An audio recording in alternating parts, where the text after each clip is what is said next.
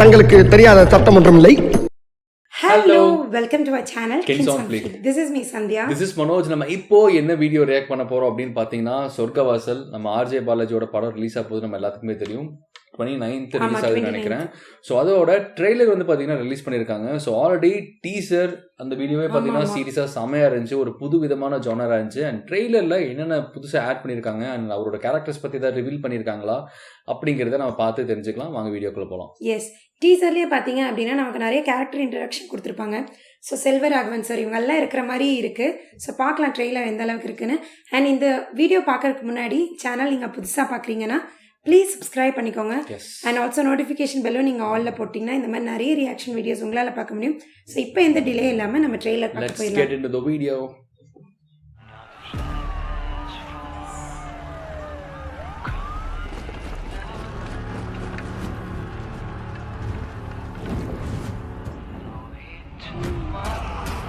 Indian prison ஹிஸ்டரியிலேயே இப்படி ஒரு சம்பவம் நடந்ததில்லை.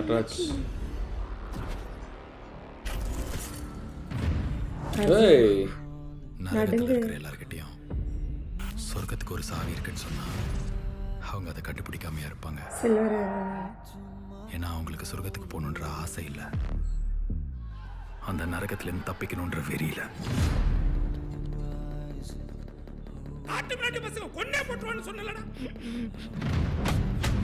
ஜெயில்னா போலீஸ் கண்ட்ரோல்ல தான் இருக்கணும். நீ தனியா ஒரு சாம்ராஜ்யம் வச்சு நடத்தக்கூடாது.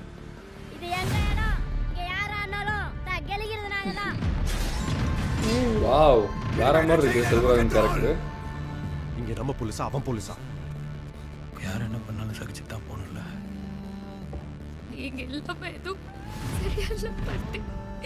நீ வெளியில போகணும்னு கேட்டேன், நான் ஒரு வழி சொன்னேன். இங்க யார் போலீஸ் யார் அக்கிஸ்ட்னே தெரியல.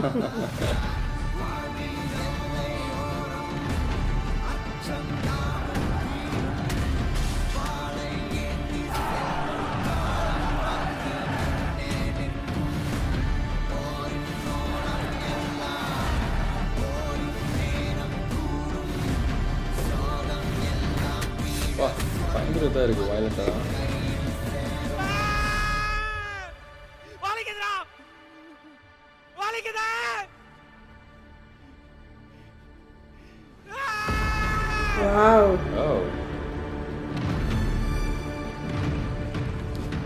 அப்படி ஒரு சாவி ஒருத்தங்கிட்ட கிடைச்சா அவன் அந்த கதவை திறந்துட்டு போக மாட்டான், உடைச்சிட்டு போவான்.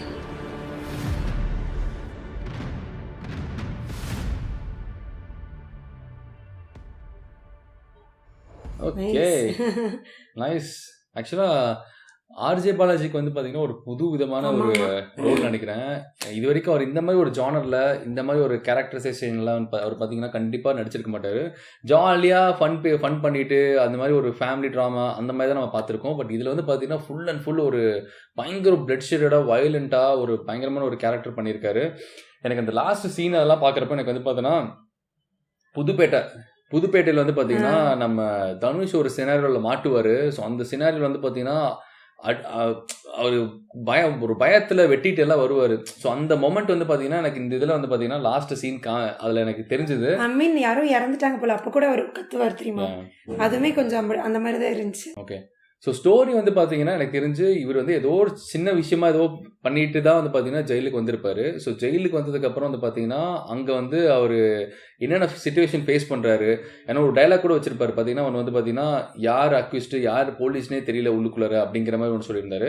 ஏன்னா அதுக்கேற்ற மாதிரி தான் வந்து பார்த்தீங்கன்னா உள்ளுக்குள்ளார ஒரு கேங் ஃபார்ம் ஆயிருக்கு. அண்ட் போலீஸும் வந்து பார்த்தீங்கன்னா அவங்களுமே வந்து ஏதோ ஒன்று பண்ணுறாங்க உள்ளுக்குள்ளார. அந்த ஒரு கைண்ட் ஆஃப் ஒரு வார் மாதிரி போகுதுன்னு நினைக்கிற உள்ளுக்குள்ளார.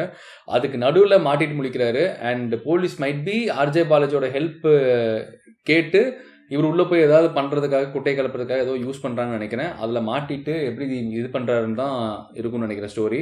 ஏன்னா அந்த போலீஸும் ஆர்ஜே பாலாஜியும் பேசுற ஒரு கான்வர்சேஷன் கூட நம்மளுக்கு போட்டிருந்தாங்க. ஸோ பாக்குறப்போ வந்து பாத்தீங்கன்னா இவர் சம்மந்தமில்லாம உள்ள போய் மாட்டிட்டு இவர் எப்படி இது பண்றாரு, வெளில வராரு, அண்ட் இவர் யாரு, இவர் அப்படியே உணர்ந்துக்கிறாருங்கிறது வந்து பாத்தீங்கன்னா அண்டர்ஸ்டாண்ட் பண்ற மாதிரி ஒரு கைண்ட் ஆஃப் ஒரு மூவியா தான் இது இருக்கும்னு நினைக்கிறேன். எனக்கு எப்படி தோணுதுன்னா, இவர் ஏதோ ஒரு இதில் நீ சொன்ன மாதிரி எதுக்கோ ஒரு இன்சிடென்ட்டுக்காக மாட்டியிருக்காரு. ஸோ இந்த மாதிரி ஒரு என்விரான்மெண்ட்டுக்கே சம்மந்தமே இல்லாத ஒரு ஆள் அங்கே போய் அதெல்லாம் பார்க்குறப்போ அவருக்கு எல்லாமே புதுசாக இருக்குது. ப்ளஸ் யாரையும் நம்ப முடியல அப்படிங்கிறப்போ போலீஸ்கிட்ட அவருக்கும் போலீஸ்க்கு தெரியும் போல் அவர் தப்பு பண்ணலன்னு. ஸோ மேபி அங்கே இருக்கிறதுலே ஒரு டான் மாதிரி ஒரு ரொம்ப அசைக்க முடியாத கேரக்டர் தான் செல்வராகவன் அவர் இருப்பார் போல். ஸோ அவரை எதிர்த்துட்டு அவரையும் ஒன்றும் பண்ண முடியாமல் போலீஸ் நிற்கிற மாதிரியும் இவர் ஏதாவது பண்ண முடிஞ்சா நீ வெளியே போகலாம் அப்படின்ற மாதிரி போலீஸ் வந்து ஆர்ஜே பாலாஜிக்கு சான்ஸ் கொடுக்குறாங்க. ஸோ அந்த சான்ஸ் கொடுக்குறப்போ வந்து பார்த்தீங்கன்னா அது ப்ராப்பராக யூட்டிலைஸ் பண்ணிட்டு போறாரா, என்ன நடக்குது அந்த வெளில போகிற நேரத்தில் என்னென்ன பிரச்சனைகள்லாம் மாற்றுறாரு இவர். ஸோ அது வந்து பார்த்தீங்கன்னா கொஞ்சம் இன்ட்ரெஸ்டிங்காக கொஞ்சம் வயலண்ட்டாக காமிச்சிருப்பாங்கன்னு நினைக்கிறேன். ஸோ இதை பார்க்குறப்போ அப்படி தான் எங்களோட அண்டர்ஸ்டாண்டிங். மைபி நாங்கள் ராங்காக கூட இருக்கலாம். ஸோ உங்களுக்கு ஏதாவது இது பார்க்குறப்போ என்ன புரிஞ்சுதோ அது மறக்காமல் கமெண்ட்டில் சொல்லுங்கள், நாங்களும் இது என்னென்னு தெரிஞ்சுக்கிறோம். அண்ட் செல்வராகவன் கேரக்டர் அப்பப்போ காமிக்கிறதுலாம் சீரியஸாக சூப்பராக இருந்தது, செம்மையாக இருந்தது, நல்லா இருந்துச்சு. அது முன்ன இருந்த படத்தில் நடிச்சதை விட இந்த படத்தில் இருந்து பார்க்குறோம் இன்னும் கொஞ்சம் மெச்சூர்டாக தெரியுறாரு, நல்லா இருந்துச்சு அவரை பார்க்கறதுக்கு. அண்ட் ஆல்சோ மியூசிக்குமே த்ரூ அவுட் த ட்ரைலர் சீரியஸாக சூப்பராக அப்படியே நம்மளுக்கு ஒரு மாதிரி சீரியஸ் நோட்டாக அப்படியே கொண்டு போச்சு. அது படம் ஃபுல்லாக அந்த சீரியஸ் நோட்டில் தான் இருக்கும் போல. நமக்கு அந்த ஃபர்ஸ்ட் அந்த டீசர் வரப்போ அந்த இது இருந்துச்சு. ட்ரெய்லர் வந்து பார்த்தீங்கன்னா ஒரு சீன் கூட நமக்கு அப்படி அப்படியே அசைக்கிற மாதிரி இல்லை, அப்படியே ரொம்ப சீரியஸா அப்படியே தான் போச்சு. ஈவன் லவ் போர்ஷன்ஸ் கூட பாத்தீங்கன்னா கொஞ்சம் அதுவுமே சீரியஸா தான் இருந்தது.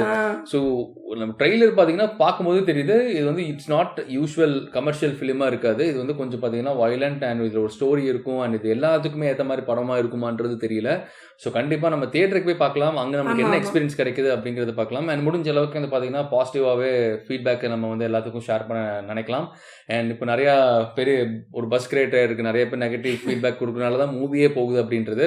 ஆக்சுவலாக அது மைட் பி ஒரு 1% இருக்கலாம்னு நினைக்கிறேன். அண்ட் மூவி நல்லா இதாகணும்னா கண்டிப்பாக story line and screen play எல்லாமே வந்து பார்த்தீங்கன்னா சூப்பராக ஒர்க் அவுட் ஆகணும். நாட் ஜஸ்ட் தி ஆக்டர் இல்லை சாங்ஸோ மட்டும் கிடையாது, எல்லாமே கை கொடுக்கணும். ஆமாம், ரிவ்யூஸ் வந்து மாறி மாறி தான் வரும். நிறைய பேத்துக்கு ஒரு சில ஹிட்டான மூவிஸ் வந்து பார்த்தீங்க அப்படின்னா ஒரு சிலருக்கு பிடிக்கவே பிடிக்காது.